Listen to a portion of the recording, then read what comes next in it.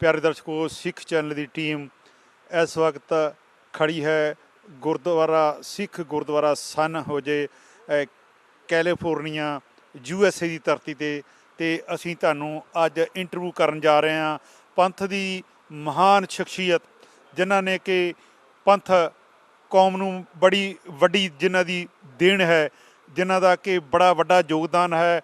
सिख दर्दी सारे ही उन्हां दे नाल प्यार करदे हन। उन्हां दा जिहड़ा दिन जिहड़ा जो उन्हां मुश्किलां कट्टियां वो अखां दे गाड़ी जदों घुमदा है तो बड़ा एक दर्दनाक दृश अखां दे गाड़ी आउंदा है, जिन्ना कि दुख की ना परवाह करदे हैं कौम लई बड़ा जफर जालिया। कहण दा भाव शहीद भाई साहब भाई जसवंत सिंह जी खालड़ा जिहड़े उन्हां दी बेटी नवकिरण कौर साडे नाल खड़ी है इस वक्त, तो उन्हां दे रूबरू करवाउने उन्हां दी जबान तो तुहानूं जिहड़ा वा वो अपना हिस्टरी सुणाउने आ जिहड़ी उन्हां ने अखीं वेखी जां उन्हां ने सुनी अपने फादर साहब दे बारे। सो बेड़ा जी, वाहिगुरू जी का खालसा वाहिगुरू जी का खालसा वाहिगुरू जी की फतेह जी। मेरा नाम नवकिरण कौर खालड़ा है तो मैं शहीद जसवंत सिंह खालड़ा की बेटी हाँ जो कि अज कैलीफोर्निया की धरती विच खड़ी हाँ। मैनू इत्थे मूव होया नू ऑलमोस्ट 10 साल हो चुके ने। बेटा जी नवकिरण कौर जी, तुसीं इंडिया तो किन्ने साल हो गए आ इत्थे मूव होए? हाँ जी, मैनू इत्थे आया नू 10 साल हो गए। मैं 2009 ਦੇ ਵਿੱਚ ਇੱਥੇ ਆਈ ਸੀਗੀ ਤੇ ਉਦੋਂ ਮੈਂ ਐਜ਼ ਅ ਸਟੂਡੈਂਟ ਇੱਥੇ ਪੜ੍ਹਨ ਦੇ ਲਈ ਆਈ ਸੀ, ਆਪਣੀ ਮਾਸਟਰਸ ਕਰਨ ਲਈ ਇੰਜੀਨੀਅਰਿੰਗ ਦੇ ਵਿੱਚ, ਤੇ ਉਸ ਤੋਂ ਬਾਅਦ ਇੱਥੇ ਹੀ ਮੈਨੂੰ ਜੌਬ ਕਰਨ ਲੱਗ ਗਈ ਤੇ ਹੁਣ ਮੇਰੀ ਸ਼ਾਦੀ ਵੀ ਇੱਥੇ ਹੀ ਹੋ ਚੁੱਕੀ ਹੈ। ਸੋ ਬੇਟਾ ਜੀ, ਤੁਸੀਂ ਸੰਗਤਾਂ ਇਹ ਜਾਣਨੀਆਂ ਚਾਹੁਣਗੀਆਂ ਕਿ ਜਦੋਂ ਤੁਹਾਡੇ ਫਾਦਰ ਸਾਹਿਬ ਸਰਦਾਰ ਜਸਵੰਤ ਸਿੰਘ ਜੀ ਖਾਲੜਾ ਜਦੋਂ ਉਹਨਾਂ ਨੇ ਕੀ ਜਿਹੜਾ ਸਾਰਾ ਸਿੱਖ ਕੌਮ ਵਾਸਤੇ ਕੰਮ ਕੀਤਾ, ਕਿਸ ਤਰ੍ਹਾਂ ਉਹਨਾਂ ਨੂੰ ਜਿਹੜੀਆਂ ਡੈੱਡ ਬਾਡੀਆਂ ਦਾ ਇੱਕ ਬੜਾ ਵੱਡਾ ਜਿਹੜਾ ਉਹਨਾਂ ਨੂੰ ਇੱਕ ਗੁਲਥੀ ਉਹਨਾਂ ਸੁਲਝਾਈ ਕਿ ਹਜ਼ਾਰਾਂ ਦੀ ਤਾਦਾਦ ਦੇ ਨਾਲ ਉਹਨਾਂ ਨੇ ਜਾ ਕੇ ਡੈੱਡ ਬਾਡੀਆਂ ਦੀ ਜਿਹੜੀ ਆ ਹਿਸਟਰੀ ਇਕੱਠੀ ਕੀਤੀ, ਉਹਦੇ ਬਾਰੇ ਸੰਗਤਾਂ ਨੂੰ ਦੱਸੋ ਕਿ ਕਿਸ ਤਰ੍ਹਾਂ ਉਹਨਾਂ ਇਹ ਸਾਰਾ ਕਾਰਜ ਕੀਤਾ। ਦੇਖੋ, ਅਸੀਂ 1984 ਦਾ ਜੋ ਸਿੱਖ ਕੌਮ ਦਾ ਸੰਘਰਸ਼ ਹੈ ਸਾਰੇ ਉਹਦੇ ਤੋਂ ਕਾਫੀ ਵਾਕਿਫ ਹਾਂ।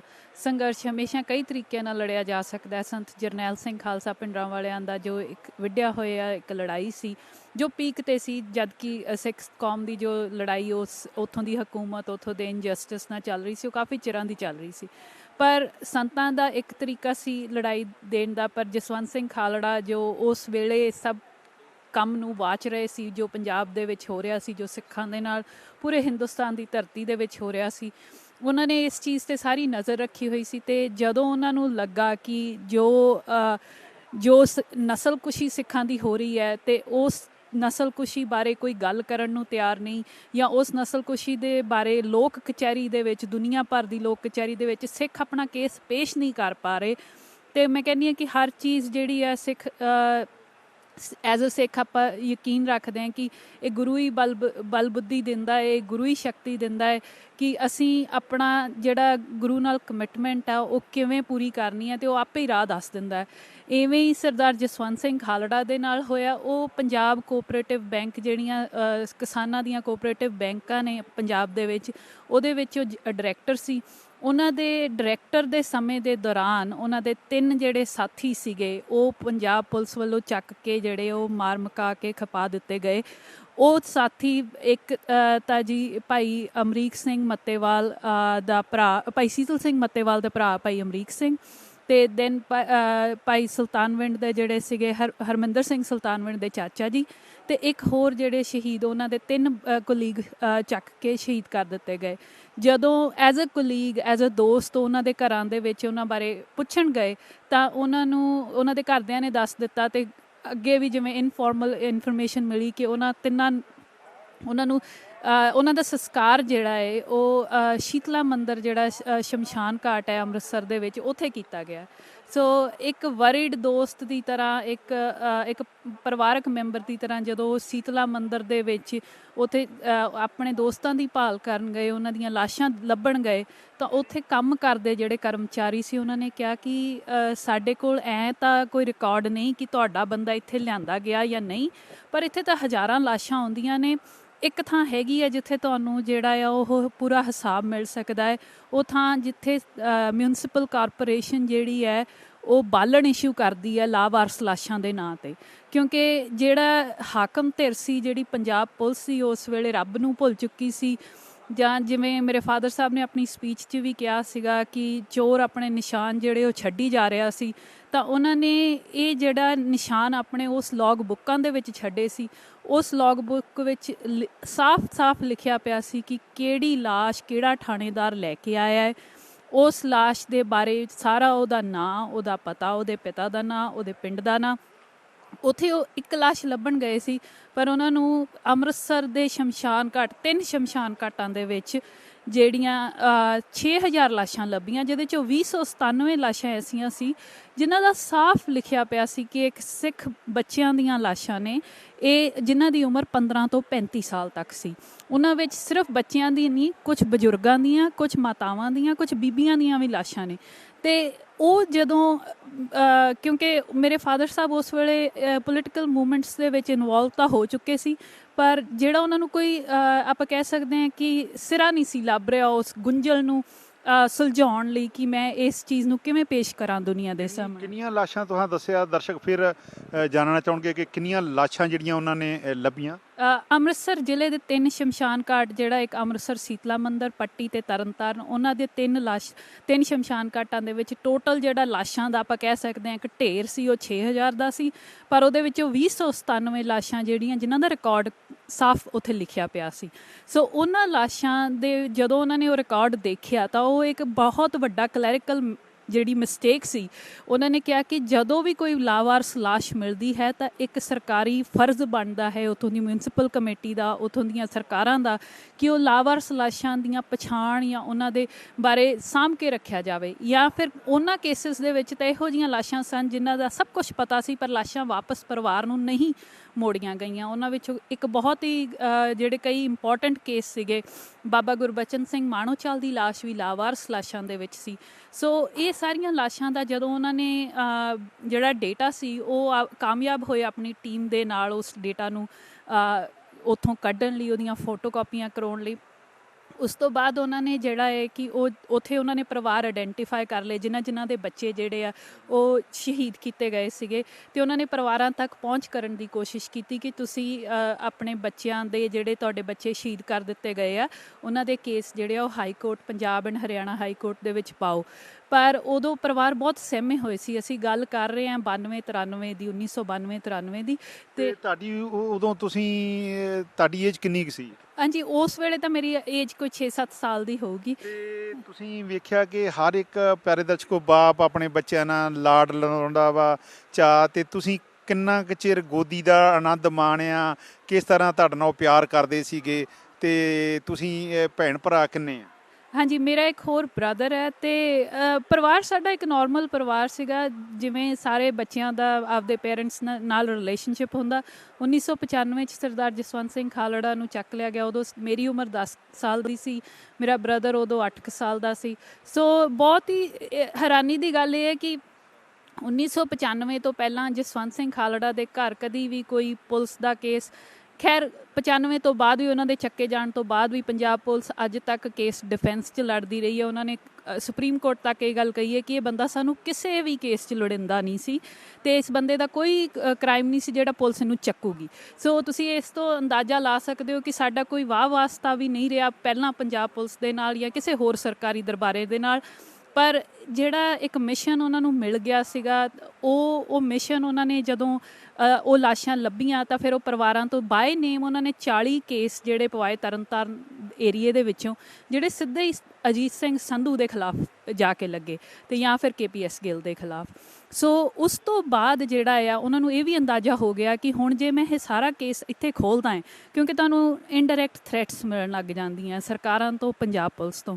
ਸੋ ਉਹਨਾਂ ਨੂੰ ਇਹ ਪਤਾ ਲੱਗ ਗਿਆ ਕਿ ਹੁਣ ਇਹ ਕੇਸ ਇੱਥੇ ਸਾਰੇ ਖੋਲ੍ਹਿਆਂ ਦਾ ਵੀ ਫਾਇਦਾ ਨਹੀਂ ਜਿੰਨੀ ਦੇਰ ਤੱਕ ਮੈਂ ਹੋਰ ਦੁਨੀਆ ਨੂੰ ਇਸ ਗੱਲ ਦਾ ਚਾਨਣ ਨਹੀਂ ਦਿੰਦਾ।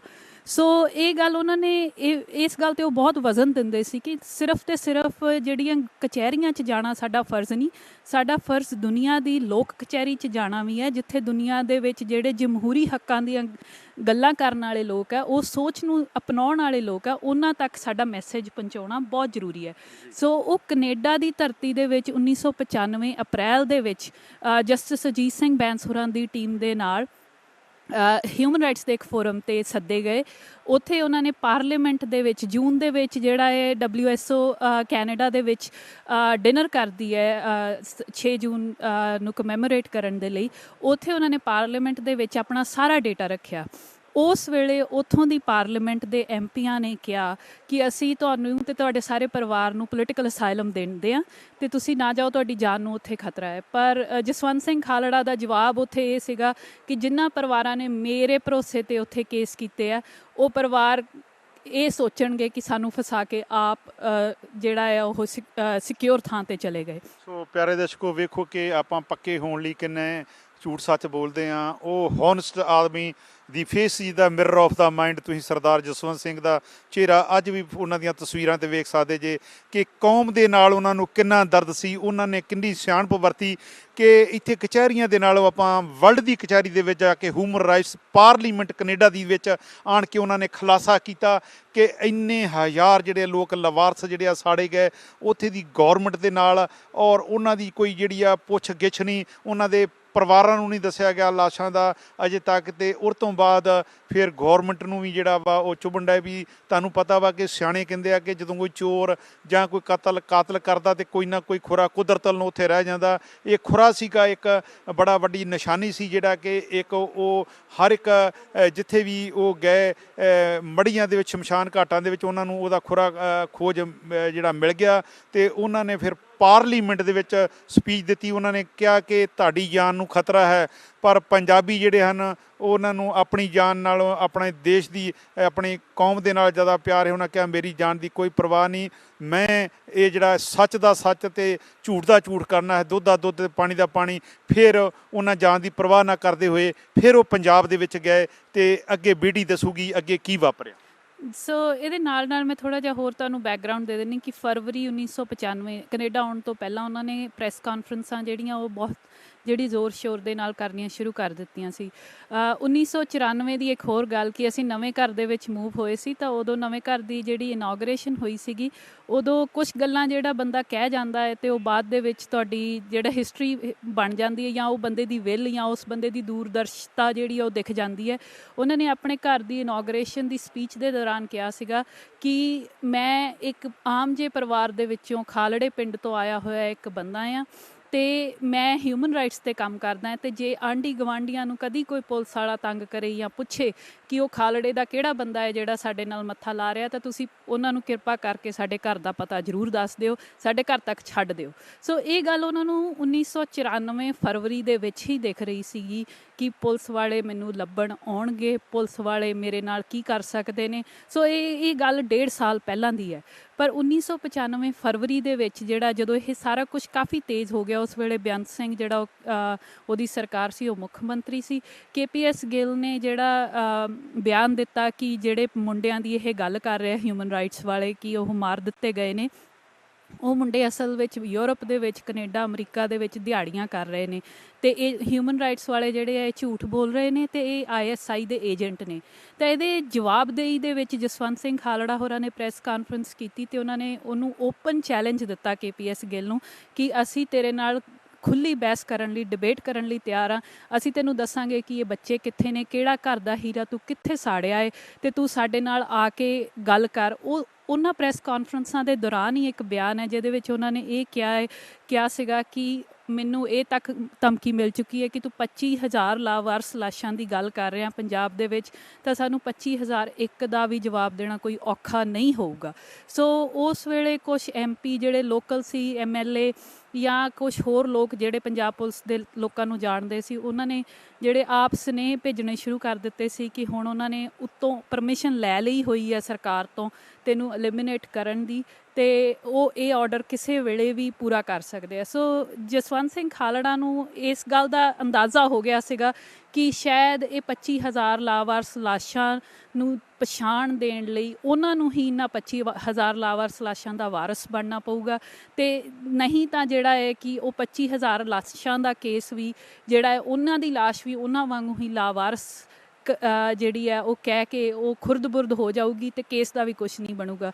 ਸੋ ਪਿਆਰੇ ਦਰਸ਼ਕੋ, ਕਿ ਇੱਕ ਸਮੇਂ ਦੀ ਹਕੂਮਤ ਨੂੰ ਖੁੱਲ੍ਹਾ ਚੈਲੰਜ KPS ਗਿੱਲ ਨੂੰ। ਉਹ ਕਹਿੰਦਾ ਕਿ ਉਹ ਜਿਹੜੇ ਖਾਲੜਾ ਸਾਹਿਬ ਤੁਸੀਂ ਗੱਲ ਕਰ ਰਹੇ ਬੱਚਿਆਂ ਦੀ ਲਾਸ਼ਾਂ ਦੀ, ਉਹ ਕੋਈ ਲਾਸ਼ ਨਹੀਂ ਗੀ, ਉਹ 7 ਸਮੁੰਦਰਾਂ ਤੋਂ ਪਾਰ ਯੂਰਪ 'ਚ, ਕੈਨੇਡਾ, ਅਮਰੀਕਾ ਦੇ ਵਿੱਚ ਬੱਚੇ ਜਿਹੜੇ ਆ ਉਹ ਆਪਣੀਆਂ ਕਿਰਤ ਕਮਾਈਆਂ ਕਰ ਰਹੇ ਆ। ਔਰ ਖਾਲੜਾ ਸਾਹਿਬ ਦਾ ਖੁੱਲ੍ਹਾ ਚੈਲੰਜ ਕਿ ਸਾਡੇ ਨਾਲ ਡਿਬੇਟ ਕਰ, ਅਸੀਂ ਤੈਨੂੰ ਦੱਸਾਂਗੇ। ਫਿਰ ਕੀ ਸੀ ਕਿ ਚੋਰ ਨੂੰ ਆਪਣਾ ਹੀ ਪਾਲਾ, ਫਿਰ ਬੇਟਾ ਫਿਰ ਕੁਛ ਨਾ ਕੁਝ ਖਰੀਦੋ ਫਰੋਖਤ ਦੀ ਵੀ ਕੋਸ਼ਿਸ਼ ਕੀਤੀ ਗਈ ਗੌਰਮੈਂਟ ਦੀ ਕਿ ਇਹਨਾਂ ਨੂੰ ਖਰੀਦਿਆ ਜਾਵੇ ਜਾਂ ਇਹਨਾਂ ਨੂੰ ਕਿਹਾ ਜਾਵੇ ਕਿ ਤੁਸੀਂ ਇਹ ਨਾ ਕੰਮ ਕਰੋ। ਕੀ ਕਹਿਣਾ ਚਾਹੋਗੇ? ਹਾਂਜੀ, ਇਹ ਕੋਸ਼ਿਸ਼ਾਂ ਤਾਂ ਮੇਰਾ ਖਿਆਲ ਪਹਿਲੇ ਸਟੇਜ ਤੇ ਹੁੰਦੀਆਂ, ਕਿਉਂਕਿ ਜਸਵੰਤ ਸਿੰਘ ਖਾਲੜਾ ਉਹ ਸਾਰੀਆਂ ਸਟੇਜਾਂ ਤੋਂ ਉੱਤੇ ਪਹੁੰਚ ਚੁੱਕੇ ਸੀ। ਉਹਨਾਂ ਨੇ ਜਿਹੜਾ ਖੋਲ੍ਹ ਦਿੱਤੀ ਸੀ ਜਿਹੜੀ ਫਾਈਲ ਆ, ਪੂਰੀ ਦੀ ਪੂਰੀ ਦੁਨੀਆ ਦੇ ਸਾਹਮਣੇ ਖੋਲ੍ਹ ਦਿੱਤੀ ਸੀਗੀ।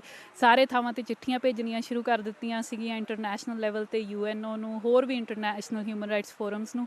ਪਰ ਦੂਜੀ ਗੱਲ ਇਹ ਹੈ ਕਿ ਹੰਕਾਰੀ ਬਹੁਤ ਸੀ ਉਸ ਵੇਲੇ ਪੰਜਾਬ ਸਰਕਾਰ ਤੇ ਪੰਜਾਬ ਪੁਲਿਸ, ਤੇ ਉਹਨਾਂ ਨੇ ਉਸ ਹੰਕਾਰ ਦੇ ਵਿੱਚ ਸੋਚਿਆ ਕਿ ਜਿੱਥੇ ਅਸੀਂ ਇੰਨੇ ਖਪਾ ਦਿੱਤੇ ਉਸ ਵਿੱਚ ਇਸ ਬੰਦੇ ਦਾ ਵੀ ਕੁਝ ਪਤਾ ਨਹੀਂ ਲੱਗੂਗਾ। ਪਰ ਖੈਰ ਉਹਨਾਂ ਨੂੰ ਇਹ 25,000 ਇੱਕ ਲਾਸ਼ ਜਿਹੜੀ ਉਹੀ ਮਹਿੰਗੀ ਪਈ, ਕਿਉਂਕਿ ਇਸ ਲਾਸ਼ ਨੇ ਜਿਹੜਾ ਆ ਉਹ ਮੋਹਰ ਲਾ ਦਿੱਤੀ ਉਹਨਾਂ ਦੇ ਸਾਰੇ ਜ਼ੁਲਮਾਂ ਤੇ, ਉਹਨਾਂ ਦੇ ਸਾਰੇ ਜਿਹੜੇ ਕਾਰਨਾਮਿਆਂ ਕਰਤੂਤਾਂ ਤੇ। ਤੇ ਇਹ ਗੱਲ ਮੈਂ ਨਾਲ ਜੋੜਨਾ ਚਾਹਾਂਗੀ ਕਿ ਅਸੀਂ ਜਦੋਂ 25,000 ਲਾਵਾਰਸ ਲਾਸ਼ਾਂ ਦੀ ਗੱਲ ਕਰਦੇ ਹਾਂ ਤਾਂ ਅਸੀਂ ਸਿਰਫ ਉਹਨਾਂ ਲਾਸ਼ਾਂ ਦੀ ਗੱਲ ਕਰਦੇ ਹਾਂ ਜਿਹੜੀਆਂ ਸ਼ਮਸ਼ਾਨ ਘਾਟਾਂ ਦੇ ਵਿੱਚ ਸਾੜੀਆਂ ਗਈਆਂ। ਇਸ ਤੋਂ ਕਿਤੇ ਗੁਣਾ ਜ਼ਿਆਦਾ ਜਿਹੜੀਆਂ ਸਿੱਖ ਨੌਜਵਾਨਾਂ ਦੀਆਂ ਲਾਸ਼ਾਂ ਦਰਿਆਵਾਂ ਦੇ ਵਿੱਚ ਰੋੜੀਆਂ ਗਈਆਂ ਸੀ। ਸੋ ਉਹਨਾਂ ਦਾ ਹਿਸਾਬ ਅੱਜ ਤੱਕ ਸਿੱਖ ਕੌਮ ਜਿਹੜੀ ਆ ਉਹ ਨਹੀਂ ਲਾ ਸਕੀ। ਜਸਵੰਤ ਸਿੰਘ ਖਾਲੜਾ ਜਿਹੜੀ ਲਿਸਟ ਸਾਨੂੰ ਦੇ ਗਏ, ਉਹ ਲਿਸਟ ਅੱਜ ਤੱਕ CBI ਨੇ ਵੀ ਉਸੇ 'ਤੇ ਹੀ ਕੰਮ ਕੀਤਾ ਹੈ। 297 ਲਾਸ਼ਾਂ ਜਾਂ ਹੋਰ ਹਿਊਮਨ ਰਾਈਟਸ ਜਥੇਬੰਦੀਆਂ ਵੀ ਉਹਨਾਂ ਲਾਸ਼ਾਂ 'ਤੇ ਹੀ ਕੰਮ ਕਰ ਪਾ ਰਹੀ ਹੈ, ਪਰ ਜਿਹੜੀਆਂ ਦਰਿਆਵਾਂ 'ਚ ਰੋੜੀਆਂ ਗਈਆਂ ਉਹਨਾਂ ਦਾ ਤਾਂ ਕੋਈ ਰਿਕਾਰਡ ਹੀ ਸਾਡੇ ਕੋਲ ਹਜੇ ਤੱਕ ਨਹੀਂ। ਸੋ ਪਿਆਰੇ ਦਰਸ਼ਕੋ, 25,000 ਦਾ ਜਿਹੜਾ ਰਿਕਾਰਡ ਆ, ਔਰ ਜਿੰਨੀਆਂ ਦਰਿਆਵਾਂ ਦੇ ਵਿੱਚ ਜਿਹੜੀਆਂ ਸੁੱਟੀਆਂ ਗਈਆਂ, ਕਿਉਂਕਿ ਆਏ ਦਿਨ ਮੁਕਾਬਲੇ ਕਿ ਇੱਧਰੋਂ ਖਾੜਕੂ ਲੰਘੇ ਲੱਗਣਾ, ਇੱਦਾਂ ਜਿਹੜੀ ਆ ਉਹ ਮੁਕਾਬਲਾ ਹੋ ਗਿਆ। ਜੋ ਉਹ ਸਮਝ ਲਓ ਉਹਨਾਂ ਦਿਨਾਂ ਦੇ ਵਿੱਚ ਇੱਕ ਕਹਿਰ ਵਾਪਰਿਆ, ਕਿਉਂਕਿ ਦਾਸ ਵੀ ਉਹਨਾਂ ਦਿਨਾਂ ਦੇ ਵਿੱਚ ਉੱਥੇ ਪੰਜਾਬ ਦੀ ਧਰਤੀ 'ਤੇ ਸੀ, ਖਾਸ ਕਰ ਅੰਮ੍ਰਿਤਸਰ ਦੇ ਜੰਪਲ ਹੋਣ ਕਰਕੇ। ਅਸੀਂ ਵੇਖਿਆ ਕਿ ਉੱਥੇ ਜਦੋਂ ਬਲੂ ਸਟਾਰ ਵੀ ਹੋਇਆ ਅਤੇ ਆਰਮੀ ਜਿਹੜੀ ਆ ਉਹ ਕਿੱਦਾਂ ਪਿੰਡਾਂ ਦੇ ਵਿੱਚ ਮਾਰਚ ਕਰ ਰਹੀ ਸੀ। ਕਿਸੇ ਨੂੰ ਇਹ ਇਜਾਜ਼ਤ ਨਹੀਂ ਸੀ ਕਿ ਆਪਣੇ ਪਿੰਡ ਤੋਂ ਨਿਕਲ ਕੇ ਤੇ ਬਾਹਰ ਸ਼ਹਿਰ ਨੂੰ ਆਵੇ। ਜੇ ਕੋਈ ਆਉਂਦਾ ਸੀ ਤਾਂ ਉਹਨੂੰ ਚੁੱਕ ਲਿਆ ਜਾਂਦਾ ਸੀਗਾ। ਔਰ ਦੂਰ ਤਾਈਂ ਧਿਆਨ ਮਾਰੀਏ ਕਿ 5-5 ਮੀਲ ਤਾਈਂ ਜਿਹੜੀ ਇਨਫੈਂਟਰੀ ਆ ਉਹ ਘੁੰਮ ਰਹੀ ਸੀ ਇੱਕ ਦਹਿਸ਼ਤ ਪਾਉਣ ਵਾਸਤੇ। ਅਤੇ ਇੱਕ ਜਦੋਂ ਅੱਖਾਂ ਗਾੜੀ ਉਹ ਟਾਈਮ ਆਉਂਦਾ ਹੈ ਅਤੇ ਬੰਦੇ ਦਾ ਰੋਣ ਨਿਕਲ ਜਾਂਦਾ ਹੈ ਕਿ ਨੌਜਵਾਨ ਜਿਹੜੇ ਆ ਕਿੱਦਾਂ ਉਹਨਾਂ ਦੇ ਉੱਤੇ ਤਸ਼ੱਦਦ ਹੋਇਆ। ਅਤੇ ਜਿਸ ਤਰ੍ਹਾਂ ਬੇਟੀ ਨੇ ਦੱਸਿਆ ਕਿ 25,000 ਅਤੇ ਉਹ ਲਾਸ਼ਾਂ ਵਾਂ ਜਿਹੜੀਆਂ ਕਿ ਆਪਾਂ ਨੂੰ ਸ਼ਮਸ਼ਾਨ ਘਾਟ ਤੋਂ ਮਿਲੀਆਂ, ਉਦੋਂ ਵੱਧ ਕਿਤੇ ਅਜੇ ਵੀ ਉਹ ਮਾਵਾਂ, ਅਜੇ ਵੀ ਉਹ ਪਿਓ, ਤੁਸੀਂ ਪੰਜਾਬ ਵੇਖੋ ਜਿਨ੍ਹਾਂ ਦੇ ਪੁੱਤਾਂ ਦਾ ਕੋਈ ਥੇ ਪਤਾ ਨਹੀਂ ਲੱਗਣ ਡਿਆ, ਜਦੋਂ ਘਰੋਂ ਗਏ ਅਜੇ ਤੱਕ ਵਾਪਸ ਨਹੀਂ ਗਏ ਮੁੜੇ। ਅਤੇ ਹੋਰ ਬੇਟਾ ਜੀ ਫਿਰ ਅੱਗੇ ਜੋ ਕੁਛ ਹੋਇਆ, ਜਿਸ ਤਰ੍ਹਾਂ ਤੁਸੀਂ ਦੱਸਿਆ ਕਿ ਜਦੋਂ ਫਿਰ ਪੁਲਿਸ ਜਦੋਂ ਘਰ ਆਈ ਅਤੇ ਉਹਨਾਂ ਨੂੰ ਜਦੋਂ ਚੁੱਕਿਆ ਗਿਆ 95 ਦੇ ਵਿੱਚ, ਉਦੋਂ ਤੁਹਾਡੀ ਉਮਰ ਮੇਰਾ ਖਿਆਲ 9-10 ਸਾਲ ਦੀ ਸੀ। ਅਤੇ ਤੁਸੀਂ ਉਦੋਂ ਕਿੱਥੇ ਸੀ ਜਦੋਂ ਤੁਹਾਡੇ ਫਾਦਰ ਸਾਹਿਬ ਨੂੰ ਪੁਲਿਸ ਚੁੱਕਣ ਆਈ, ਜਾਂ ਪਹਿਲਾਂ ਵੀ ਆਏ 1-2 ਦਿਨ, ਜਾਂ ਫਿਰਦੇ ਸੀਗੇ, ਜਾਂ ਕਿੱਦਾਂ? ਉਹਦੇ ਬਾਰੇ ਕੀ ਕਹਿਣਾ ਚਾਹੋਗੇ? ਹਾਂਜੀ, ਯੋਜਨਾਬੰਦੀ ਤਾਂ ਉਹਨਾਂ ਨੇ ਪੂਰਾ ਘੇਰਾ ਜਿਹੜਾ ਸਾਡਾ, ਅਸੀਂ ਘਰ ਜਿਹੜਾ ਸਾਡਾ ਉਹ ਕਬੀਰ ਪਾਰਕ ਅੰਮ੍ਰਿਤਸਰ ਗੁਰੂ ਨਾਨਕ ਦੇਵ ਯੂਨੀਵਰਸਿਟੀ ਦੇ ਬਿਲਕੁਲ ਸਾਹਮਣੇ ਹੈ। ਉਹਨਾਂ ਨੇ ਜਿਹੜਾ ਸਾਨੂੰ ਬਾਅਦ 'ਚ ਗੱਲਾਂ ਸਮਝ ਲੱਗਦੀਆਂ, ਕਿਉਂਕਿ ਉਹਨਾਂ ਦੌਰਾਨਾਂ ਦੇ ਵਿੱਚ ਪੁਲਿਸ ਹਰ ਵਕਤ ਹਰ ਪਾਸੇ ਹੀ ਹੁੰਦੀ ਸੀ, ਪਰ ਤੁਸੀਂ ਇੰਨਾ ਧਿਆਨ ਨਹੀਂ ਦਿੰਦੇ ਕਿ ਇਹ ਕਿਸ ਕਰਕੇ ਇੱਥੇ ਆਈ ਹੋਈ ਹੈ। ਪਰ ਹਫ਼ਤਾ 2 ਹਫ਼ਤਾ ਪਹਿਲਾਂ ਉਹਨਾਂ ਨੇ ਪੂਰਾ ਆਸ-ਪਾਸ ਜਿਹੜੀ ਉਹ CID ਜਾਂ ਪੁਲਿਸ ਜਿਹੜੀ ਆ ਘੇਰਾ ਪਾਈ ਰੱਖਿਆ ਸੀ। ਉਹਨਾਂ ਨੇ ਉਹ ਵਾਚ ਰਹੇ ਸੀ ਕਿ ਕੌਣ ਕਿਹੜੇ ਟਾਈਮ 'ਤੇ ਆਉਂਦਾ ਹੈ, ਕੌਣ ਕਿਹੜੇ ਟਾਈਮ 'ਤੇ ਜਾਂਦਾ ਹੈ। ਸੋ ਇਹ ਵੀਕਡੇ ਸੀ। 6 ਸਤੰਬਰ 1995, 31 ਅਗਸਤ 1995 ਨੂੰ ਪੰਜਾਬ ਦਾ ਜਿਹੜਾ ਮੁੱਖ ਮੰਤਰੀ ਉਹ ਸੋਧਿਆ ਗਿਆ ਬੇਅੰਤ ਸਿਉਂ। ਤੇ ਉਸ ਤੋਂ ਕੁਝ ਦਿਨਾਂ ਬਾਅਦ 6 ਸਤੰਬਰ ਜਿਹੜਾ 6 ਦਿਨਾਂ ਬਾਅਦ ਹੀ ਜਿਹੜਾ ਹੈ ਮੇਰੇ ਮਦਰ ਗੁਰੂ ਨਾਨਕ ਦੇਵ ਯੂਨੀਵਰਸਿਟੀ ਦੇ ਵਿੱਚ ਅਸਿਸਟੈਂਟ ਲਾਇਬ੍ਰੇਰੀਅਨ ਦੇ ਤੌਰ ਤੇ ਜੌਬ ਕਰ ਰਹੇ ਸੀ। ਮੈਂ ਤੇ ਮੇਰਾ ਬ੍ਰਦਰ ਜਿਹੜਾ ਉਸ ਵੇਲੇ ਸਕੂਲ ਗਏ ਹੋਏ ਸੀ ਤੇ ਉਹਨਾਂ ਨੇ ਟਾਈਮ ਪੂਰਾ ਮੈਚ ਕੀਤਾ ਹੋਇਆ ਸੀ। ਜਦੋਂ ਮੇਰੇ ਮੰਮਾ ਯੂਨੀਵਰਸਿਟੀ ਆਪਦੀ ਜੌਬ ਲਈ ਨਿਕਲੇ ਨੇ ਤੇ ਉਹਨਾਂ ਨੇ ਪੁਲਿਸ ਜਿਹੜੀ ਆ ਉਹ ਥਾਂ ਥਾਂ ਤੇ ਖੜੀ ਦੇਖੀ ਹੈ। ਸਾਡੇ ਘਰ ਤੋਂ ਜਿਹੜੀ ਯੂਨੀਵਰਸਿਟੀ ਆ ਉਹ 5 ਮਿੰਟ ਦਾ ਰਾਸਤਾ ਹੈ। ਸੋ ਉਸ ਰਾਸਤੇ ਦੇ ਦੌਰਾਨ ਮੰਮੀ ਨੇ ਪੁਲਿਸ ਨੂੰ ਨੋਟ ਕੀਤਾ ਹੈ, ਪਰ ਉਹਨਾਂ ਨੇ ਤੇਜ਼ੀ ਦੇ ਵਿੱਚ ਕੰਮ ਤੇ ਜਾਣ ਦੀ ਤੇਜ਼ੀ ਦੇ ਵਿੱਚ ਜਿਹੜਾ ਹੈ ਉਹ ਇੰਨਾ ਧਿਆਨ ਨਹੀਂ ਦਿੱਤਾ ਕਿ ਇਹ ਕੀ ਕਰ ਰਹੇ ਨੇ ਪੁਲਿਸ ਵਾਲੇ, ਜਾਂ ਤੁਸੀਂ ਦੇ ਵੀ ਨਹੀਂ ਸਕਦੇ ਜਦੋਂ ਉੱਥੇ ਖੜੇ ਹੁੰਦੇ ਆ। ਪਰ ਕੁਝ ਪੁਲਿਸ ਵਾਲਿਆਂ ਨੇ ਉਹਨਾਂ ਵੱਲ ਬਹੁਤ ਘੂਰ ਕੇ ਦੇਖਿਆ ਤੇ 15 ਮਿੰਟਾਂ ਬਾਅਦ ਹੀ ਸੋ ਮੇਰੇ ਫਾਦਰ ਸਾਹਿਬ ਨੇ ਉਸ ਦਿਨ ਵੀ 6 ਸਤੰਬਰ ਨੂੰ ਇੱਕ ਇੰਡੀਅਨ ਟ੍ਰਿਬਿਊਨ ਦੇ ਨਾਲ ਇੰਡੀਅਨ ਐਕਸਪ੍ਰੈਸ ਦੇ ਨਾਲ ਜਿਹੜਾ ਹੈ ਇੱਕ ਪ੍ਰੈਸ ਕਾਨਫਰੰਸ ਲਈ ਜਾਣਾ ਸੀ ਤੇ ਉਹਨਾਂ ਨੇ ਗੱਡੀ ਧੋਣੀ ਸ਼ੁਰੂ ਕਰ ਦਿੱਤੀ ਜਿਹੜੀ ਮੇਨ ਗੇਟ ਦੇ ਸਾਹਮਣੇ, ਜਦੋਂ ਮੰਮੀ ਨੇ ਜਾਣਾ ਸੀ 9 ਵਜੇ। ਤੇ 9:15 9:30 ਦੇ ਵਿੱਚ ਜਿਹੜਾ ਪੰਜਾਬ ਪੁਲਿਸ ਵਰਦੀ ਦੇ ਵਿੱਚ ਆ ਕੇ ਜਿਹੜੀ ਆ ਉਹਨਾਂ ਨੂੰ ਉੱਥੋਂ ਘਰ ਦੇ ਗੇਟ ਦੇ ਮੂਹਰੋਂ ਹੀ ਅਗਵਾ ਕਰਕੇ ਲੈ ਗਈ। ਤੇ 15 ਮਿੰਟਾਂ ਦੇ ਵਿੱਚ ਉਸ ਟਾਈਮ ਤੇ ਇੱਕ ਉਹਨਾਂ ਦਾ ਜਿਹੜਾ ਸਾਥੀ ਸੀ ਜਿਹਨੇ ਨਾਲ ਜਾਣਾ ਸੀ ਪ੍ਰੈਸ ਕਾਨਫਰੰਸ ਦੇ, ਉਹ ਘਰ ਦੇ ਅੰਦਰ ਬੈਠਾ ਹੋਇਆ ਸੀ ਤੇ ਰੌਲਾ ਸੁਣ ਕੇ ਉਹ ਥੋੜਾ ਜਿਹਾ ਬਾਹਰ ਆਇਆ ਤੇ ਉਦੋਂ ਤੱਕ ਪਰ ਪੰਜਾਬ ਪੁਲਿਸ ਜਿਹੜੀ ਉਹਨਾਂ ਨੂੰ ਲੈ ਕੇ ਜਾ ਚੁੱਕੀ ਸੀ। ਉਹਨੇ ਫੋਨ ਕੀਤਾ ਲਾਇਬ੍ਰੇਰੀ ਮੰਮੀ ਨੂੰ ਤੇ ਕੰਮ ਤੋਂ ਬਾਹਰ ਵਾਪਸ ਬੁਲਾਇਆ ਤੇ ਆਈ ਥਿੰਕ 9:30 10 ਵਜੇ ਤੱਕ ਜਿਹੜਾ ਉਹ ਸਾਰੇ ਪਾਸੇ ਰੌਲਾ ਪੈ ਚੁੱਕਿਆ ਸੀ ਕਿ ਜਸਵੰਤ ਸਿੰਘ ਨੂੰ ਪੁਲਿਸ ਚੁੱਕ ਕੇ ਲੈ ਗਈ। ਤੇ ਬੇਟਾ ਜਦੋਂ ਉੱਥੇ ਚੁੱਕਿਆ, ਜਦੋਂ ਤੁਹਾਡੇ ਡੈਡੀ ਗੱਡੀ ਧੋ ਰਹੇ ਸੀ, ਤੁਹਾਡੀ ਏਜ ਉਦੋਂ 10 ਸਾਲ ਦੀ ਸੀ, ਤੁਸੀਂ ਸਕੂਲ ਜਾ ਰਹੇ ਸੀ, ਤੁਹਾਡੇ ਮੰਮਾ ਵੀ ਆਪਣੀ ਜੌਬ 'ਤੇ ਜਾ ਰਹੇ ਸੀ, ਤੇ ਉਦੋਂ ਲਾਗੇ ਗਵਾਂਢੀਆਂ ਨਾ ਵੇਖਿਆ ਜਾਂ ਕਿਸੇ ਬੰਦੇ ਨੇ ਨਾ ਵੇਖਿਆ ਵੀ ਉਹਨਾਂ ਨੂੰ ਚੁੱਕ ਰਿਹਾ ਜਾਂ ਜਾਂ ਤੁਹਾਡੇ ਡੈਡੀ ਦਾ ਕੀ ਉਦੋਂ ਉਹਨਾਂ ਨਾਲ ਕੋਈ ਆਪੇ ਬੈਠ ਕੇ ਜਾਂ ਥੋੜ੍ਹਾ ਜਿਹਾ ਖਿੱਚੋ ਧੂਈ ਵੀ ਹੋਈ ਕਿ ਮੈਂ ਨਹੀਂ ਜਾਣਾ ਜਾਂ ਵਾਰੰਟ ਦਿਖਾ ਲਓ, ਕੋਈ ਇਹੋ ਜਿਹੀ ਗੱਲਬਾਤ ਵੀ ਤੁਹਾਨੂੰ ਸੁਣੀ? ਹਾਂਜੀ, ਜਿਹੜਾ ਇੱਕ ਬੰਦਾ ਉਹਨਾਂ ਦੇ ਨਾਲ ਉਹਨੇ ਜਾਣਾ ਸੀ ਪ੍ਰੈਸ ਕਾਨਫਰੰਸ ਤੇ ਉਸ ਵੇਲੇ ਘਰ ਦੇ ਅੰਦਰ ਸੀ, ਉਹਨੇ ਸਾਰਾ ਕੁਝ ਜਿਹੜਾ ਦਰਵਾਜ਼ੇ ਦੇ ਪਿੱਛੋਂ ਅੰਦਰ ਡਰਾਇੰਗ ਰੂਮ ਜਿਹੜਾ ਹੁੰਦਾ ਉੱਥੋਂ ਦੇਖਿਆ। ਪਰ ਜਦੋਂ ਤੱਕ ਉਹ ਬਾਹਰ ਆਉਂਦਾ ਉਦੋਂ ਤੱਕ ਉਹ ਪੁਲਿਸ ਵਾਲੇ ਜਿਵੇਂ ਉਹ ਚੱਕਣ ਹੀ ਆਏ ਸੀ, ਉਹਨਾਂ ਨੇ ਮੌਕਾ ਹੀ ਨਹੀਂ ਦਿੱਤਾ ਕਿਉਂਕਿ ਉਹਨਾਂ ਨੇ ਇੱਕ ਪੇਪਰ ਦਿਖਾਉਣ ਦੀ ਕੋਸ਼ਿਸ਼ ਕੀਤੀ ਸੀ ਮੇਰੇ ਫਾਦਰ ਸਾਹਿਬ ਨੂੰ, ਜਿਹਦੇ ਕਰਕੇ ਉਹ ਥੋੜ੍ਹਾ ਜਿਹਾ ਆਪਦੀ ਕਾਰ ਛੱਡ ਕੇ ਉਹਨਾਂ ਦੀ ਵੈਨ ਵੱਲ ਨੂੰ ਅੱਗੇ ਵਧੇ। ਉਹ ਲੱਗਾ ਕਿ ਸ਼ਾਇਦ ਕੋਈ ਐਡਰੈਸ ਪੁੱਛ ਰਹੇ ਨੇ ਤਾਂ ਉਹਨਾਂ ਨੇ ਧੱਕਾ ਮਾਰ ਕੇ ਜਿਹੜਾ ਆ ਉਹ ਵੈਨ ਦੇ ਵਿੱਚ ਉਹਨਾਂ ਨੂੰ ਸੁੱਟ ਲਿਆ। ਉਸ ਵੇਲੇ ਕਿਉਂਕਿ 9:15 ਦਾ ਟਾਈਮ ਸੀ, ਮੋਸਟਲੀ ਲੋਕ ਆਪਦੇ ਕੰਮਾਂ ਕਾਰਾਂ ਨੂੰ ਨਿਕਲ ਚੁੱਕੇ ਸੀਗੇ ਕਿਉਂਕਿ 9 ਵਜੇ ਤੱਕ ਸਾਰਿਆਂ ਦੇ ਕੰਮ ਸ਼ੁਰੂ ਹੋ ਜਾਂਦੇ, ਸਕੂਲ ਤਾਂ ਬੱਚੇ 6-7 ਵਜੇ ਹੀ ਚਲੇ ਜਾਂਦੇ ਆ। ਸੋ ਉਹਨਾਂ ਨੇ ਵੀ ਟਾਈਮ ਪੂਰਾ ਮਿਥਿਆ ਸੀ, ਸਹੀ ਚੁਣਿਆ ਸੀ ਕਿ ਕਿਹੜਾ ਟਾਈਮ ਜਿਹੜਾ ਆ ਉਹ ਘੱਟ ਜਿਹੜਾ ਸੀਨ ਕ੍ਰੀਏਟ ਘੱਟ ਹੋਵੇ ਉਸ ਦੌਰਾਨ।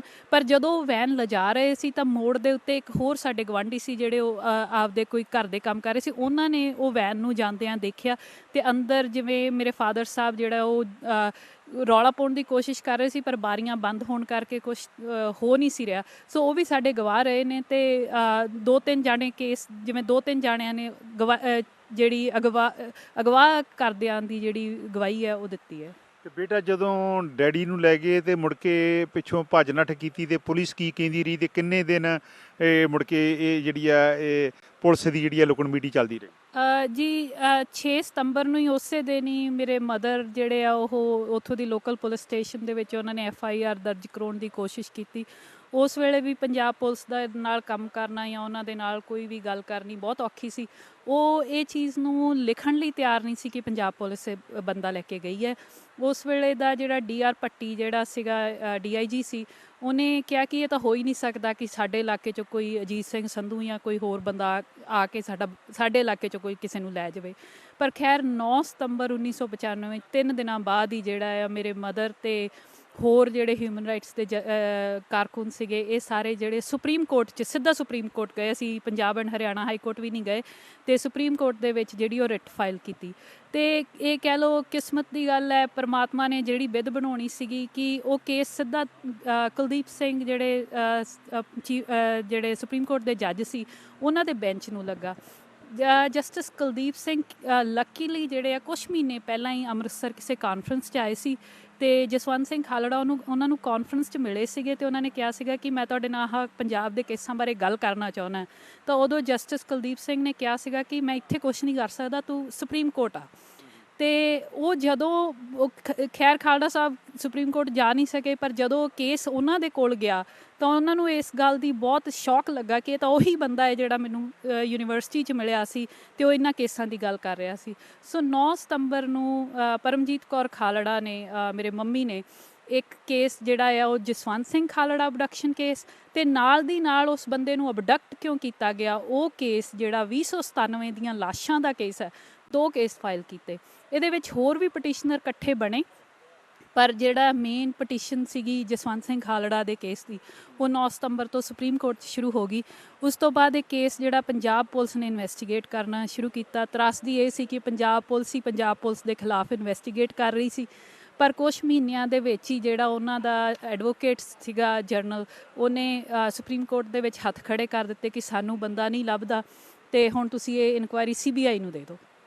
ਸੋ ਅਰਲੀ 96 ਦੇ ਵਿੱਚ ਜਿਹੜਾ ਆ ਉਹ CBI ਦੇ ਕੋਲ ਜਸਵੰਤ ਸਿੰਘ ਖਾਲੜਾ ਅਬਡਕਸ਼ਨ ਕੇਸ ਤੇ ਨਾਲ ਦੀ ਨਾਲ ਜਿਹੜਾ ਆ ਪੰਜਾਬ ਦੇ ਵਿੱਚ ਲਾਵਾਰਸ ਲਾਸ਼ਾਂ ਦਾ ਜਿਹੜਾ ਕੇਸ ਆ ਉਹ ਵੀ ਜਿਹੜਾ NHRC national human rights commission ਤੇ ਪਲੱਸ CBI ਨੂੰ ਚਲਾ ਗਿਆ। ਉਹ ਕੇਸ ਜਿਹੜਾ ਆ ਆਲਮੋਸਟ 10 ਸਾਲ ਜਿਹੜੇ ਆ ਉਹਨੂੰ ਲੱਗੇ। 2005 ਦੇ ਵਿੱਚ ਜਿਹੜੀਆਂ ਆ ਨਾ ਉਹ 2005 ਦੇ ਵਿੱਚ CBI ਕੋਰਟ ਜਿਹੜੀ ਪਟਿਆਲਾ ਦੇ ਵਿੱਚ ਕੀਤੀ ਗਈ, ਉਹਦੀ ਸੁਣਵਾਈ ਹੋਈ।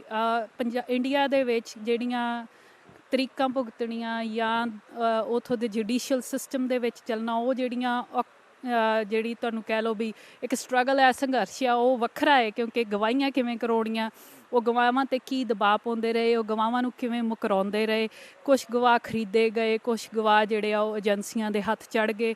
ਸੋ ਇਹ ਸਾਰਾ ਕੁਛ ਜਿਹੜਾ ਆ ਇਹ ਖਾਲੜਾ ਕੇਸ ਦੇ ਵਿੱਚ ਹੋਇਆ। ਇਹ ਹੋਰ ਵੀ ਕਈ ਕੇਸਾਂ ਦੇ ਵਿੱਚ ਹੁੰਦਾ ਹੈ, ਕੋਈ ਡਿਫਰੈਂਟ ਚੀਜ਼ ਨਹੀਂ ਹੋਈ, ਪਰ ਕਹਿ ਲਓ ਕਿ ਅਸੀਂ ਵਾਹਿਗੁਰੂ ਦਾ ਜਾਂ ਸ਼ਹੀਦਾਂ ਦਾ ਪਹਿਰਾ ਜਿਹੜਾ ਸਾਡੇ 'ਤੇ ਹਮੇਸ਼ਾ ਰਿਹਾ ਹੈ ਕਿ ਸਾਡੇ ਕੇਸ ਨੂੰ ਹਮੇਸ਼ਾ ਕੁਛ ਸਾਡੇ ਆਲੇ ਦੁਆਲੇ ਕੁਛ ਚੰਗੇ ਲੋਕਾਂ ਦਾ ਘੇਰਾ, ਜਿਹੜਾ ਜਸਵੰਤ ਸਿੰਘ ਖਾਲੜਾ ਦੇ ਕੁਛ ਦੋਸਤ ਸੀਗੇ ਜਿਹੜੇ ਉਹਨਾਂ ਦੇ ਨਾਲ ਪਹਿਲਾਂ ਵੀ ਸੰਘਰਸ਼ 'ਚ ਸੀ ਤੇ ਉਸ ਤੋਂ ਬਾਅਦ ਉਹਨਾਂ ਦੇ ਚੱਕੇ ਜਾਣ ਤੋਂ ਬਾਅਦ ਵੀ ਆਪਦੀ ਜਾਨ, ਆਪਦੇ ਮਾਲ ਦਾ ਨਾ ਪ੍ਰਵਾਹ ਕਰਦੇ ਹੋਏ ਵੀ ਉਹ ਕੇਸਾਂ 'ਤੇ ਜਾਂਦੇ ਰਹੇ।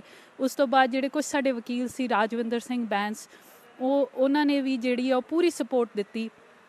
ਉਹ ਹਾਈ ਕੋਰਟ ਦੇ ਵਕੀਲ ਹੋਣ ਦੇ ਬਾਵਜੂਦ ਵੀ ਸੈਸ਼ਨ ਕੋਰਟਾਂ ਦੀਆਂ ਤਰੀਕਾਂ 'ਤੇ ਵੀ ਆਉਂਦੇ ਰਹੇ ਤੇ ਅਸੀਂ 2005 ਦੇ ਵਿੱਚ ਕੇਸ ਨੂੰ ਕਲੋਜ਼ ਕਰਾ ਸਕੇ। ਪਰ ਜਿਵੇਂ ਮੈਂ ਤੁਹਾਨੂੰ ਦੱਸਿਆ ਕਿ ਗਵਾਹਾਂ ਦੀ ਕੋਈ ਜਿਹੜੀ ਵਿਕਣ ਦਾ ਕੁਛ, ਸਾਡਾ ਇੱਕ ਮੇਨ ਗਵਾਹ ਸੀਗਾ, ਉਹਨੂੰ ਪੰਜਾਬ ਪੁਲਿਸ ਨੇ ਜਿਹੜਾ ਖਰੀਦ ਲਿਆ ਸੀ ਉਸ ਵੇਲੇ, ਤੇ ਉਹਦੇ ਕਰਕੇ 1-2 ਬੰਦੇ ਜਿਹੜੇ ਆ ਉਹ ਛਡਾਉਣ ਦੇ ਵਿੱਚ ਉਸ ਕਾਮਯਾਬ ਹੋ ਗਏ।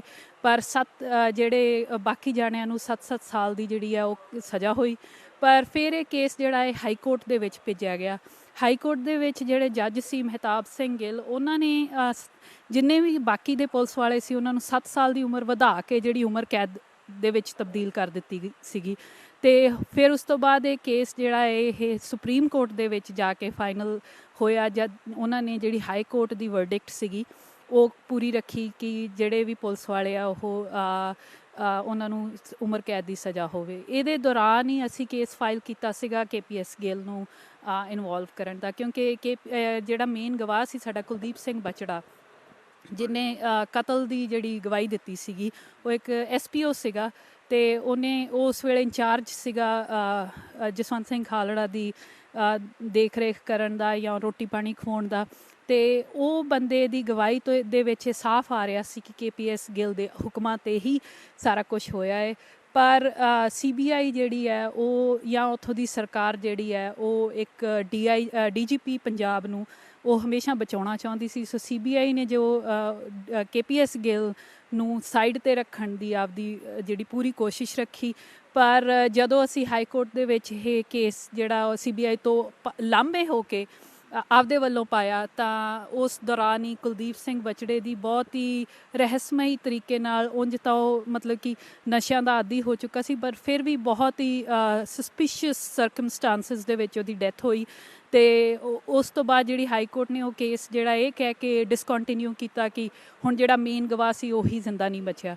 ਸੋ ਹੁਣ ਸਾਨੂੰ ਸਾਰਿਆਂ ਨੂੰ ਪਤਾ ਵੀ KPS ਗਿੱਲ ਆਪਣੀ ਮੌਤ 'ਤੇ ਮਰ ਗਿਆ, ਪਰ ਜੋ ਕਮਾਂਡ ਰਿਸਪੌਂਸਿਬਿਲਿਟੀ ਦਾ ਕੇਸ ਸੀਗਾ, ਜੋ KPS ਗਿੱਲ ਦੀ ਕਮਾਂਡ ਰਿਸਪੌਂਸਿਬਿਲਿਟੀ ਅੰਡਰ ਪੰਜਾਬ ਦੇ ਅੰਦਰ ਜੋ ਕਤਲੋਗਾਰਤ ਹੋਈ ਹੈ, ਉਹ ਕੇਸ ਹੱਲੇ ਸਾਡੇ ਸਿਰ ਪਿਆ ਹੈ ਤੇ ਅਸੀਂ ਕੋਸ਼ਿਸ਼ ਕਰਦੇ ਰਵਾਂਗੇ ਕਿ ਚਾਹੇ ਉਹ ਮਰ ਵੀ ਗਿਆ ਹੈ ਪਰ ਇਹ ਇਤਿਹਾਸ ਦੇ ਵਿੱਚ ਕਿਤੇ ਨਾ ਕਿਤੇ ਜ਼ਰੂਰ ਦਰਜ ਹੋਵੇ। ਸੋ ਪਿਆਰੇ ਦਰਸ਼ਕੋ, ਜਿਹੜੇ ਚੰਗੇ ਕੰਮ ਕਰਦੇ ਹਨ ਦੁਨੀਆ ਨੂੰ ਯਾਦ ਕਰਦੀ ਹੈ। ਸਰਦਾਰ ਜਸਵੰਤ ਸਿੰਘ ਜੀ ਖਾਲੜਾ ਹੁਣਾਂ ਨੂੰ ਲੋਕੀ ਜਿਹੜੇ ਆ ਯਾਦ ਕਰਦੇ ਰਹਿਣਗੇ, ਕਿਉਂਕਿ ਉਹਨਾਂ ਇੱਕ ਕੌਮ ਦੀ ਖਾਤਰ ਜਿਹੜੀਆਂ ਇੰਨੀਆਂ ਲਾਵਾਰਸ ਲਾਸ਼ਾਂ ਜਿਹੜਿਆ ਉਹਨਾਂ ਨੂੰ ਇੱਕ ਕਚਹਿਰੀਆਂ ਦੇ ਵਿੱਚ ਨਹੀਂ, ਇੱਕ ਵਰਲਡ ਦੀ ਪਾਰਲੀਮੈਂਟ ਦੇ ਵਿੱਚ ਲਿਆਂਦਾ। ਅਤੇ ਜਦੋਂ ਬੇਟਾ ਫਿਰ ਡੈਡੀ ਇੱਦਾਂ ਹੋ ਗਏ ਅਤੇ ਫਿਰ ਤੁਹਾਡਾ ਜਿਹੜਾ ਰਹਿਣ ਸਹਿਣ ਜਾਂ ਜਿਹੜਾ ਤੁਹਾਡੇ ਆਮ ਜਿਹੜੇ ਖਰਚ ਸੀਗੇ ਜਾਂ ਜਿਹੜੀ ਜੀਵਨ ਕਿੱਦਾਂ ਗੁਜ਼ਰਿਆ, ਤੁਹਾਡੇ ਘਰ ਦੇ ਕੀ ਹਾਲਾਤ ਰਹੇ? ਕਹਿਣ ਦਾ ਭਾਵ ਕਿਸੇ ਜਥੇਬੰਦੀ ਨੇ ਤੁਹਾਡੀ ਕੋਈ ਮਦਦ ਕੀਤੀ, ਕੀ ਕਹਿਣਾ ਚਾਹੋਗੇ? ਦੇਖੋ 1995 ਦੇ ਵਿੱਚ ਉਦੋਂ ਹਲੇ ਈਵਨ ਪਹਿਲਾਂ ਵੀ ਜਿਹੜਾ ਮੇਰੇ ਮੰਮੀ ਜੌਬ ਕਰਦੇ ਸੀ, ਸੋ ਸਾਡੇ ਘਰ ਦੀ ਪ੍ਰਾਇਮਰੀ ਸੋਰਸ ਆਫ ਇਨਕਮ ਮੇਰੇ ਮੰਮੀ ਦੀ ਜੌਬ ਤੋਂ ਹੀ ਆਉਂਦੀ ਸੀ। ਪਾਪਾ ਜਿਹੜੇ ਉਹ ਮੋਰ ਸੋਸ਼ਲੀ ਇਨਵੋਲਵਡ ਸੀਗੇ, ਉਹਨਾਂ ਦੇ ਜਾਂ ਸਾਡੀ ਵਾਈ ਖੇਤੀ ਦੇ ਵਿੱਚੋਂ ਜੋ ਆਉਂਦਾ ਸੀ। ਤੁਹਾਨੂੰ ਪਤਾ ਜੇ ਘਰ ਦਾ ਜੀ ਕਿਤੇ ਵੀ ਚਲੇ ਜੇ, ਆਮ ਜ਼ਿੰਦਗੀ 'ਚ ਵੀ ਜੇ ਕਿਸੇ ਦੀ ਮੌਤ ਹੋ ਜਾਵੇ ਤਾਂ ਰਿਸ਼ਤੇਦਾਰ ਵੀ ਸਾਥ ਛੱਡ ਜਾਂਦੇ ਆ। ਸੋ ਅਸੀਂ ਉਹ ਸਮਾਂ ਵੀ ਦੇਖਿਆ ਜਦੋਂ ਸਾਡੇ ਆਪਣੇ ਸਕੇ ਰਿਸ਼ਤੇਦਾਰਾਂ ਨੇ ਸਾਨੂੰ ਪੁੱਛਣਾ ਬੰਦ ਕਰ ਦਿੱਤਾ ਸੀ, ਸਾਨੂੰ ਬੁਲਾਉਣਾ ਬੰਦ ਕਰ ਦਿੱਤਾ ਸੀ, ਸਾਡੀਆਂ ਫੀਸਾਂ ਤੱਕ ਦੀ ਪ੍ਰੋਬਲਮ ਆ ਗਈ ਸੀ ਉਸ ਟਾਈਮ 'ਤੇ। ਪਰ ਵਾਹਿਗੁਰੂ ਜਿਹੜਾ ਹੈ ਉਹ ਤੁਹਾਨੂੰ ਕਿਤੇ ਨਾ ਕਿਤੇ ਰਾਹ ਦਿੰਦਾ ਹੀ ਰਹਿੰਦਾ ਹੈ। ਸੋ ਜੋ ਇੱਕ ਮੇਰੇ ਫਾਦਰ ਸਾਹਿਬ ਜਿੱਦਣ ਉਹਨਾਂ ਨੂੰ ਚੱਕਿਆ ਗਿਆ ਅਤੇ ਮੰਮੀ ਦੇ ਜੌਬ ਜਾਣ ਤੋਂ ਪਹਿਲਾਂ ਉਹ ਪਾਈਪ ਨਾਲ ਪਾਣੀ ਦੇ ਰਹੇ ਸੀ ਬੂਟਿਆਂ ਨੂੰ, ਅਤੇ ਉਹਨਾਂ ਨੇ ਉਹ ਬੂਟਿਆਂ ਨੂੰ ਪਾਣੀ ਦਿੰਦਿਆਂ ਅਚਾਨਕ ਪਾਈਪ ਛੱਡ ਕੇ, 1 ਘੰਟਾ ਪਹਿਲਾਂ ਦੀ ਗੱਲ ਹੈ ਚੱਕੇ ਜਾਣ ਤੋਂ, ਤਾਂ ਉਹਨਾਂ ਨੇ ਆ ਕੇ ਮੰਮੀ ਨੂੰ ਰਸੋਈ 'ਚ ਕਿਹਾ ਕਿ ਤੂੰ ਬੱਚੇ ਪੜ੍ਹਾ ਲੇਂਗੀ। ਸੋ ਮੰਮੀ ਉਦੋਂ ਚਾਹ ਬਣਾ ਰਹੇ ਸੀ ਅਤੇ ਉਹਨਾਂ ਨੇ ਸੋਚਿਆ ਕਿ ਉਂਝ ਹੀ ਸ਼ਾਇਦ ਕੋਈ ਸੁਭਾਵਿਕ ਗੱਲ ਕੀਤੀ ਹੈ, ਤਾਂ ਉਹਨਾਂ ਨੇ ਕਿਹਾ ਵੀ ਹਾਂ ਅੱਗੇ ਵੀ ਮੈਂ ਹੀ ਪੜ੍ਹਾਉਂਦੀ ਹਾਂ ਤਾਂ ਮੈਂ ਪੜ੍ਹਾ ਲੂੰਗੀ। ਪਰ ਉਹ ਗੱਲ ਜਿਵੇਂ ਇੱਕ ਤਰ੍ਹਾਂ ਦਾ ਆਖਰੀ ਮੈਸੇਜ ਸੀ ਜਾਂ ਆਖਰੀ ਉਹਨਾਂ ਦੀ ਖੁਆਇਸ਼ ਸੀ ਮੇਰੇ ਮੰਮੀ ਤੋਂ। ਸੋ ਉਹ ਮੰਮੀ ਨੇ ਆਪਦਾ ਇੱਕ ਅਹਿਦ ਰੱਖਿਆ ਕਿ ਹੁਣ ਮੈਂ ਕੇਸ ਤਾਂ ਲੜਨਾ ਹੀ ਲੜਨਾ, ਪਰ ਮੈਂ ਜਿਹੜਾ ਆਖਰੀ ਪ੍ਰੋਮਿਸ ਆ ਉਹ ਜ਼ਰੂਰ ਪੂਰਾ ਕਰਨਾ। ਸੋ ਮੈਂ ਕਹੂੰਗੀ ਕਿ ਅਸੀਂ ਦੋਵੇਂ ਹੀ ਭੈਣ ਭਰਾ, ਉਹਨਾਂ ਨੇ ਸਾਨੂੰ ਮਾਸਟਰਸ ਤੱਕ ਜਿਹੜਾ ਪੜ੍ਹਾਇਆ, ਉੱਥੇ ਪੜ੍ਹਾਇਆ ਪਹਿਲਾਂ, ਫਿਰ ਮਾਸਟਰਸ ਦੋਵਾਂ ਨੂੰ ਬਾਹਰ ਕਰਨ ਲਈ ਭੇਜਿਆ ਆਪਦੇ ਬਲਬੂਤੇ 'ਤੇ। ਸੋ ਜਥੇਬੰਦੀ ਦੀ ਗੱਲ ਇਹ ਹੈ ਕਿ ਮੇਰੇ ਦਾਦਾ ਜੀ ਨੇ ਇੱਕ ਫੈਸਲਾ ਕੀਤਾ ਸੀਗਾ ਕਿ ਅਸੀਂ ਕੇਸ ਜਿਹੜਾ ਉਹ ਘਰੋਂ ਲੜਨਾ ਹੈ, ਅਸੀਂ ਕਿਸੇ ਵੀ ਪੋਲੀਟੀਕਲ ਪਾਰਟੀ ਜਾਂ ਸਿਆਸੀ ਪਾਰਟੀ ਦਾ ਸਾਥ ਨਹੀਂ ਲੈਣਾ। ਸ਼ੁਰੂ ਦੇ ਵਿੱਚ ਕਿਉਂਕਿ ਕਿਸੇ ਸਮੇਂ 'ਤੇ ਮੇਰੇ ਪਾਪਾ ਅਕਾਲੀ ਦਲ ਦੇ ਨਾਲ ਸੰਬੰਧਿਤ ਰਹੇ ਆ, ਉਹਨਾਂ ਦੇ ਜਨਰਲ ਸਕੱਤਰ ਰਹੇ ਆ ਹਿਊਮਨ ਰਾਈਟਸ ਵਿੰਗ ਦੇ, ਪਰ ਬਾਦਲ ਸਰਕਾਰ ਆਉਣ ਤੋਂ ਬਾਅਦ ਜੋ 96-97 ਦੇ ਵਿੱਚ ਉਹਨਾਂ ਦੀਆਂ ਇਲੈਕਸ਼ਨਾਂ ਤੋਂ ਬਾਅਦ ਉਹ ਟੋਟਲ ਮੁੱਕਰ ਗਏ। ਜਿਹੜਾ ਉਹਨਾਂ ਨੇ ਮੇਰੇ ਮੰਮੀ ਨੂੰ ਪ੍ਰਕਾਸ਼ ਸਿੰਘ ਬਾਦਲ ਨੇ ਮੂੰਹ 'ਤੇ ਕਿਹਾ ਸੀਗਾ ਕਿ ਤੁਸੀਂ ਭੁੱਲ ਜਾਓ ਬੀਬੀ ਕੀ ਲੈਣਾ, ਬੱਚੇ ਪੜ੍ਹਾਓ ਅਤੇ ਛੱਡੋ, ਜੇ ਕੋਈ ਮਿਨਿਸਟਰੀ ਚਾਹੀਦੀ, ਕੋਈ ਚੇਅਰਮੈਨ ਨਹੀਂ, ਅਤੇ ਉਹ ਦੇ ਦਿੰਦੇ ਆ, ਤੁਸੀਂ ਕੇਸ ਕੁਸ ਛੱਡ ਦਿਓ। ਸੋ ਇਹ ਚੀਜ਼ ਸਾਡੇ ਲਈ ਬਹੁਤ ਵੱਡਾ ਸਦਮਾ ਸੀ ਕਿ ਉਹਨਾਂ ਨੇ ਆਪਦੀ ਮੈਨੀਫੈਸਟੋ 'ਚ ਇਹ ਗੱਲ ਰੱਖੀ ਸੀ ਪਰ ਉਸ ਤੋਂ ਬਾਅਦ ਮੁੱਕਰ ਗਏ। ਸੋ ਇਸ ਲਈ ਅਸੀਂ ਉਸ ਤੋਂ ਬਾਅਦ ਤਾਂ ਉਹਨਾਂ ਦਾ ਕਦੀ ਰੁੱਖ ਵੀ ਨਹੀਂ ਕੀਤਾ, ਕਿਉਂਕਿ ਇੱਕ ਵਾਰ ਜਿਹੜੀ ਗੱਲ ਕਹਿ ਦਿੱਤੀ ਗਈ ਉਸ ਤੋਂ ਬਾਅਦ ਅਸੀਂ ਕਦੀ ਆਸ ਵੀ ਨਹੀਂ ਰੱਖੀ ਕਿਸੇ ਜਥੇਬੰਦੀ ਤੋਂ। ਤੁਹਾਡਾ ਬ੍ਰਦਰ ਜਿਹੜਾ ਉਹ ਕੀ ਕੰਮ ਕਰ ਰਿਹਾ? ਉਹ ਜੀ ਹੁਣ ਕੈਨੇਡਾ ਦੇ ਵਿੱਚ ਹੈ, ਉਹ ਉੱਥੇ ਉਹਨੇ MBA ਕੀਤੀ ਹੋਈ ਹੈ, ਅਕਾਊਂਟੈਂਸੀ ਦੇ ਵਿੱਚ ਉਹ ਜੌਬ ਕਰ ਰਿਹਾ। ਸ਼ਾਦੀ ਕਰਾ ਲਈ ਉਹਨੇ? ਹਾਂਜੀ ਹਾਂਜੀ, ਉਹਦੀ ਵੀ ਸ਼ਾਦੀ। ਹੁਣ ਜਿਹੜੇ ਆ ਭੈਣ ਭਰਾ ਤੁਹਾਡੇ ਮਾਤਾ ਜਿਹੜੇ ਆ, ਹੁਣ ਵਾਹਿਗੁਰੂ ਦੇ ਪਾਣੇ ਨਾਲ ਮਾਲਕ ਤੁਹਾਨੂੰ ਤੰਦਰੁਸਤੀ ਬਖਸ਼ੇ ਅਤੇ ਤੁਹਾਡੀਆਂ ਭਾਵਨਾਵਾਂ ਪੂਰੀਆਂ ਕਰੇ। ਇਸੇ ਤਰ੍ਹਾਂ ਸਿੱਖੀ ਦੇ ਨਾਲ ਜਿਹੜੇ ਆ ਤੁਸੀਂ ਜੁੜੇ ਰਹੋ। ਅਤੇ ਸਿੱਖ ਚੈਨਲ ਬੇਟਾ ਵੇਖਦੇ ਹੁੰਦੇ ਜੀ? ਹਾਂਜੀ, ਮੈਂ ਫੇਸਬੁੱਕ 'ਤੇ ਫੋਲੋ ਕਰਦੀ ਹੁੰਦੀ ਹਾਂ। ਕਦੀ ਕੋਈ ਸਪੈਸ਼ਲੀ ਜਦੋਂ ਇੰਪੋਰਟੈਂਟ ਇਵੈਂਟਸ ਕਵਰ ਕਰਨੇ ਹੋਣ ਪੰਜਾਬ ਦੇ ਵਿੱਚ ਜਾਂ ਹੋਰ ਕਿਤੇ ਵੀ ਦੁਨੀਆ ਦੇ ਵਿੱਚ, ਤਾਂ ਮੈਂ ਜ਼ਰੂਰ ਰੈਫਰ ਕਰਦੀ ਹਾਂ ਸਿੱਖ ਚੈਨਲ। ਕਹਿਣਾ ਚਾਹੋਗੇ ਸਿੱਖ ਚੈਨਲ ਬਾਰੇ?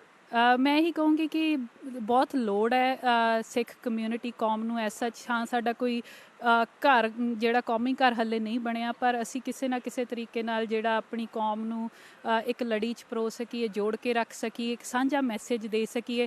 ਇਸ ਲਈ ਮੀਡੀਆ ਦੀ ਲੋੜ ਹੈ, ਅਤੇ ਮੀਡੀਆ ਬਹੁਤ ਮੈਚਿਓਰ ਮੀਡੀਆ ਦੀ ਲੋੜ ਹੈ, ਜਿਹੜਾ ਪ੍ਰੋਪੇਗੈਂਡਾ ਜਾਂ ਫਿਰ ਸਿਰਫ ਅਤੇ ਸਿਰਫ ਭੜਕਾਊ ਗੱਲਾਂ ਦੀ ਬਜਾਏ ਜਿਹੜਾ ਇਹ ਸਾਫ਼ ਮੈਸੇਜ ਅਤੇ ਸਹੀ ਖਬਰਾਂ ਜਿਹੜੀਆਂ ਉਹ ਦੁਨੀਆ ਦੇ ਅੱਗੇ ਲੈ ਕੇ ਆਵੇ। ਅਤੇ ਆਈ ਥਿੰਕ ਇਹੋ ਜਿਹੇ ਮੀਡੀਆ ਦੇ ਉਪਰਾਲੇ ਚੰਗੇ ਹੈ। ਇੰਗਲੈਂਡ ਦੇ ਵਿੱਚ ਇਹ ਚੈਨਲ ਕਾਫੀ ਵੱਡਾ ਹੈ, ਅਤੇ ਹਾਲੇ ਮੈਂ ਕਹਿੰਦੀ ਹਾਂ ਕਿ ਜਿਹੜਾ ਨਾਰਥ ਅਮਰੀਕਾ, ਚਾਹੇ ਉਹ ਕੈਨੇਡਾ ਹੋਵੇ ਜਾਂ USA ਹੋਵੇ, ਇਹਨਾਂ ਚੀਜ਼ਾਂ 'ਚ ਹਾਲੇ ਕਾਫੀ ਪਿੱਛੇ ਹੈ, ਪਰ ਇੱਕ ਚੰਗਾ ਉਪਰਾਲਾ ਹੈ। ਅਤੇ ਹੁਣ ਸੋਸ਼ਲ ਮੀਡੀਆ ਦਾ ਹੋਣ ਕਰਕੇ ਜ਼ਰੂਰੀ ਨਹੀਂ ਹੈ ਕਿ ਸਿਰਫ ਅਤੇ ਸਿਰਫ ਇੰਗਲੈਂਡ ਦੀ ਸੰਗਤ ਹੀ ਇਸ ਚੀਜ਼ ਨੂੰ ਦੇਖ ਸਕੇ, ਇਹ ਦੁਨੀਆ ਦੇ ਕਿਤੇ ਵੀ ਕਿਸੇ ਵੀ ਨੁੱਕਰ 'ਤੇ ਬੈਠੇ ਅਸੀਂ ਦੇਖ ਸਕਦੇ ਹਾਂ। ਸੋ ਪਿਆਰੇ ਦਰਸ਼ਕੋ, ਜਿਸ ਤਰ੍ਹਾਂ ਬੇਟੀ ਨੇ ਦੱਸਿਆ ਕਿ ਸਾਰੇ ਸੰਗ ਜਿਹੜੇ ਆ ਉਹ ਭੱਜ ਜਾਂਦੇ ਆ, ਵਿੱਚ ਸੁੱਖਾਂ ਦੇ ਸਾਰੀ ਦੁਨੀਆ ਨੇੜੇ ਟੁਕ ਟੁਕ ਬਹਿੰਦੀ, ਉਹ ਪਰਖੇ ਜਾਣ ਸੱਜਣ ਉਸ ਵੇਲੇ ਜਦੋਂ ਬਾਜੀ ਪੁੱਠੀ ਪੈਂਦੀ। ਬੇਟੀ ਨੇ ਆਪਣਾ ਦੱਸਿਆ ਕਿ ਕਿਸ ਤਰ੍ਹਾਂ ਸਾਖ ਸੰਬੰਧੀ ਜਿਹੜੇ ਆ ਮੂੰਹ ਮੋੜ ਗਏ।